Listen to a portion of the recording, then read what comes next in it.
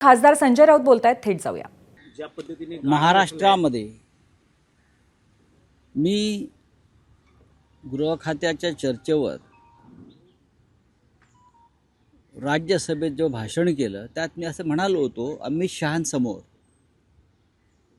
की अमित शहानी किंवा या गृहमंत्र्यांनी देशाचं पोलीस स्टेट केलं आहे. पोलीस स्टेट म्हणजे पोलिसांच्या दबावाखाली सुरू असलेलं राज्य. पण महाराष्ट्र हा त्याला अपवाद आहे. महाराष्ट्र हे गुंडा स्टेट आहे. महाराष्ट्र हे गुंडा राज आहे आणि संपूर्ण महाराष्ट्राचा बीड करण्याचा चंग काही लोकांनी बांधलेला आहे. एक बीड नाही, संपूर्ण महाराष्ट्राचा बीड करण्याचा प्रयत्न सुरू आहे. काल मुंबईत रात्री जो प्रकार घडलेला आहे कुणाल कामराच्या बाबतीत, कुणाल कामरा हा एक लेखक आहे, स्टँडअप कॉमेडियन आहे, वक्ता आहे. तो स्वतःचे शो करत असतो, राजकीय व्यंग्यात्मक टीका टिप्पण्या करत असतो. त्याने आमच्यावरही केलेलं आहे. त्यांनी आमच्यावरही टीका टिप्पण्या केलेल्या आहेत, आमच्या नेत्यांवर केलेल्या आहेत. काल त्याचं एक गाणं प्रसिद्ध झालं, त्याचं एक पॉडकास्ट प्रसिद्ध झालं. त्यात तो काय म्हणतो आहे, खाने की रिक्षा असं काहीतरी आहे ना, खाने की रिक्षा, चेहरे पे दाढी. याच्यामध्ये कोणाला किंवा कोणाच्या लोकांना अस्वस्थ होऊन त्याचा स्टुडिओ फोडून धमक्यात देण्याची काय गरज आहे? 50-60 लोक जातात, हातामध्ये लाठ्याकाठ्या घेतात आणि खार परिसरातील ज्या हॉटेलमध्ये हा स्टुडिओ आहे ते हॉटेल त्यांनी उद्ध्वस्त केलं. या महाराष्ट्राला एक कमजोर गृहमंत्री लाभल्याचं हे लक्षण आहे. माझं देवेंद्र फडणवीस यांना आव्हान आहे की त्यांनी गृह खातं सोडावं. त्यांना झेपत नाही, गृह खात्याचा कारभार त्यांना झेपत नाही किंवा त्यांना काम करू दिलं जात नाही आहे. बीडमध्ये काय चाललं आहे, परभणीत काय चाललं आहे, नागपूरला काय झालं दंगली, आणि आत्ता तुमच्या डोळ्यासमोर महाराष्ट्राच्या राजधानीमध्ये एका पॉडकास्टरचा स्टुडिओ उद्ध्वस्त केला. आणि पोलीस काय झोपा काढत होते? तुमचे पोलीस काय करत होते? या महाराष्ट्रामध्ये सेन्सॉरशिप लादली आहे. काय केलं? आणीबाणी लावली आहे. जर आणीबाणी लावली असेल तर मला स्पष्ट सांगा आम्हाला तुम्ही. हो, या महाराष्ट्रामध्ये आम्ही आणीबाणी लावली.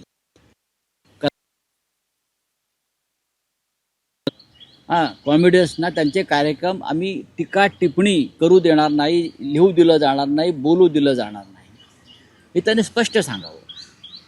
माझं देवेंद्र फडणवीसांना एक आव्हान आहे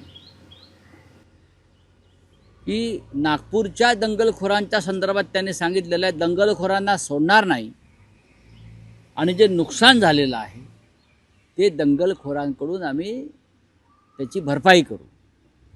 काल रात्री खारमध्ये दंगलखोरांनी जे नुकसान केलेलं आहे त्या दंगलखोरांना तुम्ही सोडणार आहात की नाही, आणि जे नुकसान झालं आहे ते तुम्ही या दंगलखोरांकडून भरून घेणार आहात की नाही, हा एक सामान्य जनतेचा प्रश्न आहे. महाराष्ट्राच्या राजधानीत तुम्ही एक गुंडाराज चालवत आहे. बरं, अशा प्रकारची गाणी निवडणूक काळामध्ये सगळ्यांवरच आलेली आहेत. रिक्षावाला, दाढीवाला, गद्दार, गुवाहाटी, तुम्ही गाणी पहा त्या काळातली. आमच्यावर केली आहेत, त्यांच्यावर केली आहेत, केलेली आहेत ना. मग आत्ता एवढी सुरसुरी का आली काही लोकांना? कशा करता आली? हे गाणं जे आहे त्यात कोणाचा उल्लेख नाही आहे, कोणाचं नाव नाही. या गाण्यावरती काही लोक रात्री बेभानपणे नाचली बरं का, असं मी पाहिलं. लोक नाचत आहेत, त्याचा राग आला का? मग दाढी काढा, तुम्ही दाढी काढा ना. तुम्हाला दाढीच्या विषयी एवढं, स्वतःच्या दाढीविषयी म्हणजे सगळ्या दाढ्या माझ्याच आहेत किंवा ज्या दाढीवाल्यावरती कोणी काय म्हणतं आहे ते माझ्यावरच बोललं जातं आहे असं त्यांच्या समर्थकांना वाटत असेल तर त्यांच्या समर्थकांनी दाढ्या सपासट करून टाकाव्यात. काय चाललं या राज्यामध्ये? महाराष्ट्राच्या गृहमंत्र्यांना गृह खातं चालवणं झेपत नाही आहे, हे स्पष्ट दिसतं आहे. कालच्या घटनेबद्दल मुंबईच्या पोलीस आयुक्तांची बदली व्हायला पाहिजे, ट्रान्सफर व्हायला पाहिजे मुंबईच्या पोलीस आयुक्तांकडून. काय केलं त्यांनी? हा संपूर्ण कट 1.5 तास 2 तास आधी सुजला होता. काय करत होते मुंबईचे पोलीस?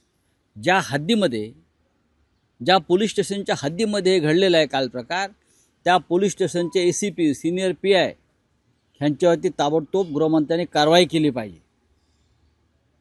इतका गंभीर प्रकरण आहे. अख्ख्या महाराष्ट्रामध्ये कायदा आणि सुव्यवस्थेच्या बाबतीमध्ये महाराष्ट्राची देशामध्ये अप्रतिष्ठा होते, नाचक्की होते.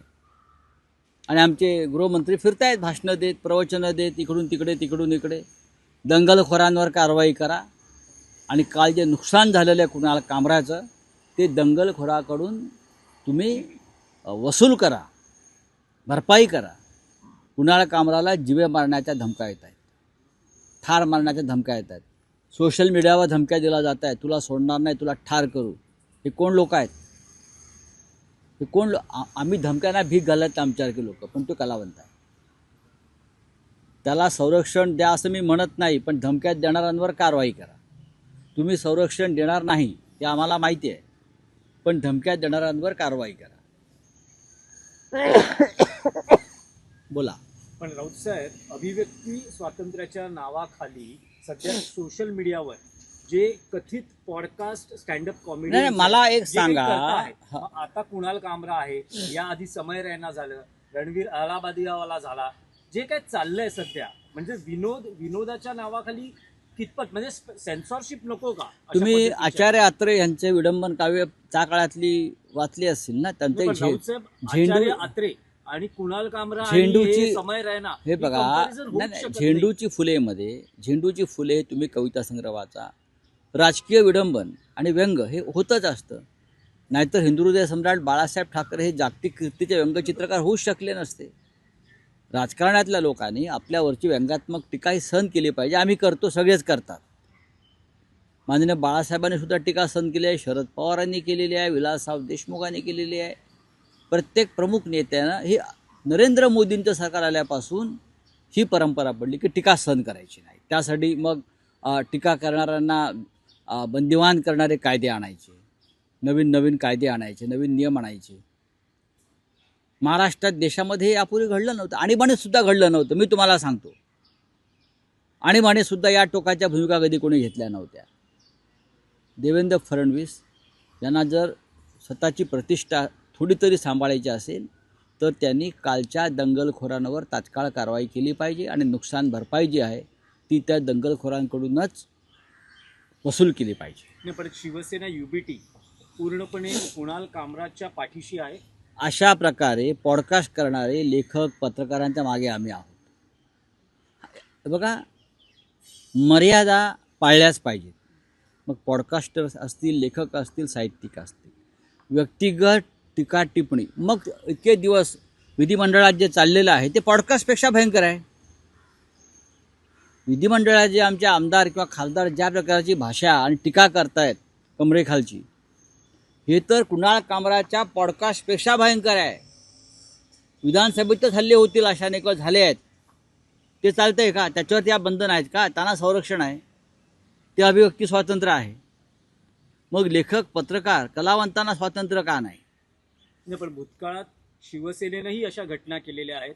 मग प्रसारमाध्यमांवर झालेले हल्ले असोत किंवा मग व्यक्ती किंवा नेत्यांवर झालेले हल्ले. मला एक उदाहरण सांगा तुम्ही. सखाराम बँडर संदर्भात हा संस्कृतीचा विषय होता. सखाराम बँडर नाटक, घाशीराम कोतवाल नाटकावरती आम्ही विरोध केला माननीय बाळासाहेब ठाकरेंच्या काळामध्ये. हा आपल्या संस्कृतीचा आणि इतिहासाचा उद्ध्वस्त करण्याचा विषय होता. मला असं म्हणायचं आहे की ज्यांनी काल हल्ला केला त्यांनी प्रशांत कोरडकरवरती का नाही हल्ला केला?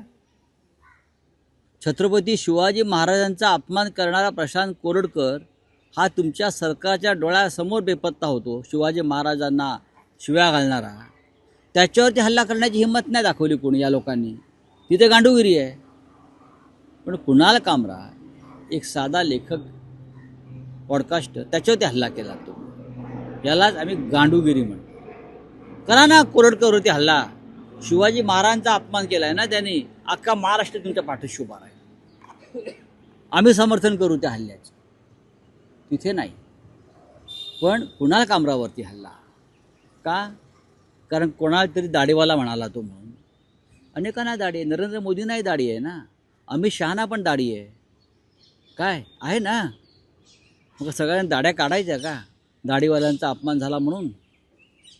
नाही राऊत साहेब, आणखी एक विषय आहे की काल राज ठाकरे असं म्हणाले की एक खोक्याबाई काय घेऊन बसलात, विधानसभेत अख्खं विधानसभा ही खोक्यांनी भरली. तुम्ही सहमत आहात का? कारण त्यात सगळ्या पक्षाच्या आमदारांचा बघा, उल्लेख आहे. अख्खं सभागृह खोक्याने भरलं का नाही याच्याविषयी मी असहमत आहे. पण राज ठाकरे जे म्हणतायत की विधिमंडळात खोकेबाई भरलेले आहेत, हे विधान गांभीर्याने घेतलं पाहिजे. त्यांनी महाराष्ट्राच्या सध्याच्या राजकारणावरती बोट ठेवलेलं आहे. असे खोकेबाईच राजकारणामध्ये असल्यामुळे ते सहज निवडून येऊ शकतात. त्यांना विचार नाही, त्यांना भूमिका नाही, त्यांच्याकडे नैतिकता नाही. हे सगळे खोकेबाई एकत्र झाले आणि तरी या राज्यामध्ये सरकार बनवलं. सध्या अजित पवारांचं एक विधान चर्चेत आलेलं आहे. आता बुलडोजर चालू आहे. नागपूरचा जो घटनेचा आरोपी आहे हिंसाचार प्रकरणातला, भयंकांच्या घरावर आता आपण इंटरव्ह्यू देत असताना तिकडे बुलडोजर चालू आहे. बघा, दंगल दोन्ही बाजूने घडलेली आहे. दंगलीची ठिणगी ही दोन्ही बाजूंनी पडलेली आहे. हे लक्षात घेतलं तर सरकार एकतर्फी कारवाई करते. दंगलखोरांवरती बुलडोजर किंवा त्यांच्यावरती ॲक्शन व्हायला पाहिजे. पण दंगलीची सुरुवात ज्यांनी केली ते तुमच्याच पक्षाचे कार्यकर्ते आहेत, ते तुमच्या विचारांचे समर्थक आहेत. औरंगजेबाच्या कबरेचा मुद्दा कोणी काढला? ते तुमच्या मंत्रिमंडळामध्ये आहेत. चिथावणी तुमच्या मंत्रिमंडळातल्या सहकार्याने दिलेली आहे. जा कोकणात बुलडोजर पाठवा ना, मग किंवा पुण्यात बुलडोजर पाठवा ना. तुमच्याच लोकांनी ही वक्तव्य दिलेली आहेत. त्यानंतर लोकांना ही चालना मिळालेली आहे. समान न्याय, तुम्ही समान नागरी कायदा म्हणताय ना, समान कायदा आला पाहिजे ना, समान कायद्यानंच कारवाई व्हायला पाहिजे. तर ही सर्व प्रकारच्या आणि सर्व पक्षाच्या, सर्व धर्माच्या लोकांवर, दंगलखोरांवर एकसारखीच समान पद्धतीची कारवाई होणं गरजेचं आहे या देशामध्ये. आणि काल ज्यांनी दंगल केली त्यांच्यासुद्धा जागांवरती बुलडोजर फिरले पाहिजे. पण राऊत साहेब, कुणाल कामरा विरोधात गुन्हा दाखल केलेला आहे मुंबई पोलिसांनी आणि शिंदे समर्थक कार्यकर्त्यांनाही खार पोलिसांनी अटक केलेली आहे या सगळ्या प्रकरणात. कुणाल कामरावरती गुन्हा का दाखल करावा?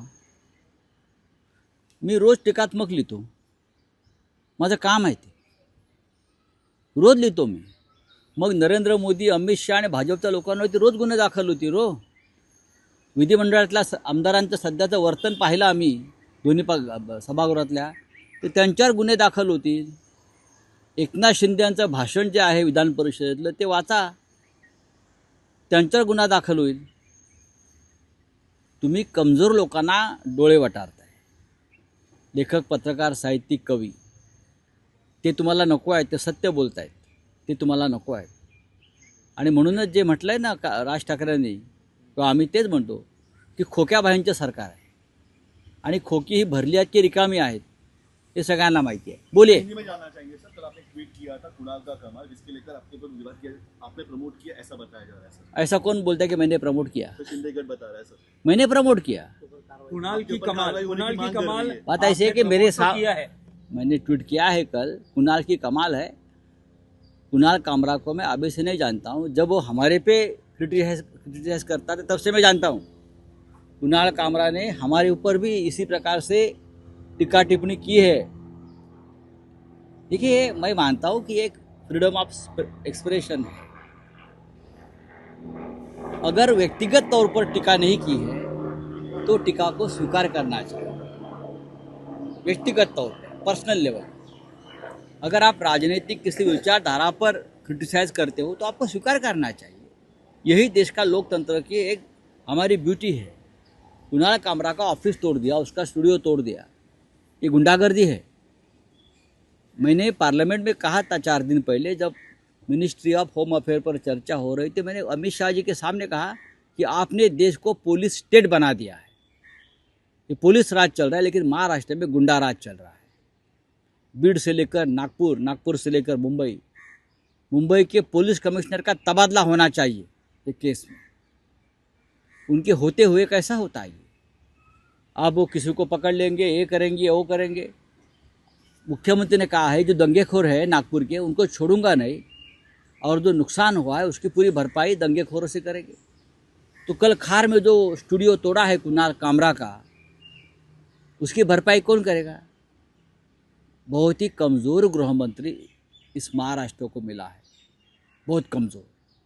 वो एक गृह मंत्रालय नहीं चला पा रहा है, कहीं ना कहीं दंगे होते हैं, इस प्रकार की गुंडागर्दी चल रही है, उनके कंट्रोल में नहीं रहा है देवेंद्र जी के।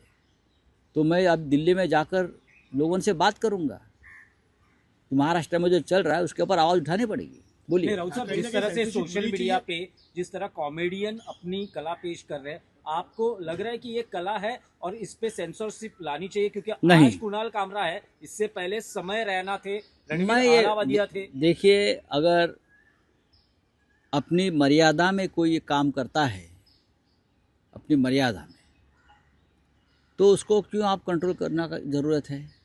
कुणाल कामरा के पॉडकास्ट मैंने देखे हैं, आप जिनके नाम लिए हैं वो भी मैं देखता हूँ। अगर किसी के आप पर्सनल अटैक किसी के ऊपर नहीं कर रहे हो तो मैं नहीं मानता हूँ कि कोई गलत बात आप कर रहे हो। देश में जो भी चल रहा है कुछ, उसके ऊपर अगर कोई मेरी बात में रखता हूँ, मेरी जो शैली है, मेरी जो स्टाइल है, उससे अब मैं लिखता हूँ ना 10 दिन सामना में, मैं मेरे स्टाइल से लिखता हूँ। किसी को पसंद आता है, किसी को पसंद नहीं आता है। जिसको पसंद नहीं आता है वो मेरे पर क्रिटिसाइज़ करते हैं, वो मैं एक्सेप्ट करता हूँ। अगर उससे भी किसी को दर्द होता है तो मेरे खिलाफ कोर्ट में जाते हैं, वो भी मैं एक्सेप्ट करता हूँ और कोर्ट में जाकर मेरी लड़ाई लड़ता हूँ। आपके पास कानून है, आप कानून के तहत कार्रवाई करो। आप कानून हाथ में लेकर इस प्रकार से लोगों को मारपीट नहीं कर सकते। क्या राउत साहब शिवसेना यूबीटी इस वक्त कुणाल कामरा के साथ है? जो भी पॉडकास्टर्स है और उनको इस प्रकार से दहशत में रखा गया है, उनके साथ हम हैं, हम रहेंगे। क्यों नहीं रहेंगे? लोकतंत्र है, सबका अधिकार है बोलने का। जब तक आप अपनी मर्यादा और अपनी हद पार नहीं करते तब तक हम आपके साथ रहेंगे। नहीं, लेकिन आपको नहीं लगता कि ओटीटी हो या सोशल मीडिया, कुछ सेंसरशिप की जरूरत है? बात ऐसी है, कुणाल कामरा ने क्या गलत कहा है मुझे बताइए, जो पहले भी बार बार हम लोग कह चुके हैं। चुनाव में, विधानसभा लोकसभा में इस प्रकार पर बहुत से गाने भी आए थे। थाने की रिक्शा, क्या एक दाढ़ी वाला, कौन है ये मुझे मालूम नहीं। लेकिन राउत साहब, ये तो व्यक्तिगत आलोचना हुई तो ना? कहाँ है? पॉलिटिकल इंडिफरेंसेस अलग हो कहाँ है सकते हैं। व्यक्तिगत आलोचना? कहाँ है मुझे बताइए आप। थाने में रिक्शा एक ही है क्या? दाढ़ी वाला एक ही है? नरेंद्र मोदी जी को दाढ़ी है, अमित शाह जी को दाढ़ी है। हाँ, हम भी कल दाढ़ी बढ़ाकर घूम सकते हैं। बाला साहब ठाकरे साहब को दाढ़ी थी। क्या है, आप इतना पर्सनल क्यों लेते हो? आप कौन हो भाई? आप लोकतंत्र को मानो, डेमोक्रेसी को मानो, संविधान को मानो। अगर आपको लगता है गलत है, आप कोर्ट में जाइए, आप न्यायालय में जाइए, आप पुलिस में जाइए। यूपी पैटर्न नागपुर में किया जा रहा है, मुख्य आरोपी उसके घर पर बुलडोजर चलाया जा रहा है। देखिए, बुलडोजर चलाना है तो सभी जात और धर्मों के दंगेखोर जो है उनके ऊपर बुलडोजर चलाओ। एक धर्म के ऊपर दंगा किसने भड़काया? दंगा भड़काने वाले आपके कैबिनेट में बैठे हैं। औरंगजेब की कब्र उखाड़ने की बात करने वाले और लोगों को दंगे के लिए इनकरेज करने वाले जो लोग हैं, वो आपके कैबिनेट में आज भी बैठे हैं। चला उनके ऊपर बुलडोजर। चलिए, thank you very much. Raj Thackeray ji का बयान हाँ, आया क्या है? वो कह रहे हैं कि एक खोखिया भाई को क्या लेके बैठे, महाराष्ट्र की पूरी विधानसभा खोखा से भरी। मैं राज ठाकरे की जो बात है उनसे मैं सहमत हूँ। जो सरकार बनी है वह ऐसे खोखिया भाई से बनी है। आज की जो सरकार है ये खोखिया भाई की सरकार है। आप देखिए ना कैसे कैसे लोग किस तरह से चुनकर आए हैं। दहशत, पैसा, होटल लिस्ट में गड़बड़ी, ईवीएम गड़बड़ी, ये सिर्फ खोखिया भाई कर सकते हैं। सीधे साधे जो लोग हैं चुनाव लड़ते हैं, वो इस तरह से चुनाव न लड़ते हैं न जीतते हैं। तो मुख्यमंत्री से लेकर 2 उप मुख्यमंत्री और उनके साथ जो 200-300 लोग अब आए हैं, वो सब खोखिया बाई के वारिस हैं। ये सब खोखिया बाई के बगल बच्चे हैं। तो राज ठाकरे जी ने बात सही कही है। राज ठाकरे भी एक व्यंग्य चित्रकार है, कार्टूनिस्ट है। तो उनकी जो सोच है वो सोच के मुताबिक ये उनका कहना मैं मानता हूँ। खोखिया भाई वाली जो प्रतिमा है वो ठीक है। चलिए, एबीपी माझा, उघडा डोळे बघा नीट।